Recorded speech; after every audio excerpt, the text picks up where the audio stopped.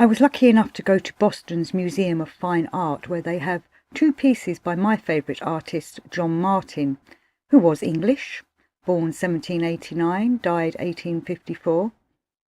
In the museum they had the oil on canvas Seventh Plague of Egypt and a mezzotint etching of the Fall of Nineveh, which was 1829.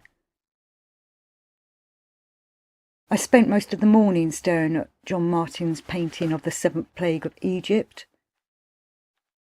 This is a scene depicted by John Martin from the Bible, where Moses stretched forward his rod toward heaven, and the Lord sent thunder and hail, and fire rained down onto the earth. John Martin loves his biblical scenes, and he also loves his storm scenes, always one known for doing fantastic lightning scenes. And as you can see in this picture, the storm clouds are just there, thundering along, and that great big lightning strike coming along, lightening up, well, the scene of people cowering, the Egyptians cowering. There's Moses in the corner with his rod pointing to the stars. Because I'd only ever seen a print of this before, to stand in front of it and see all the fine detail, like the pyramids that are in the background, the pillars. There's, in this picture, Sobek, a giant crocodile, towering above all the people, and you can see the people in the foreground, running for cover.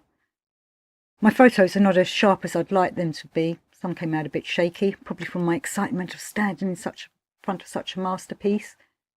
But to be able to see the detail, the fine statues, all the buildings, they just look perfect. I did a close-up of the Pharaoh, though. It's a shame he's not in Pharaoh's clothing, but still John Martin has made there another masterpiece of them people, all crying to their king. And you can see all the Egyptian symbolism in the statues and the background and along all the walls.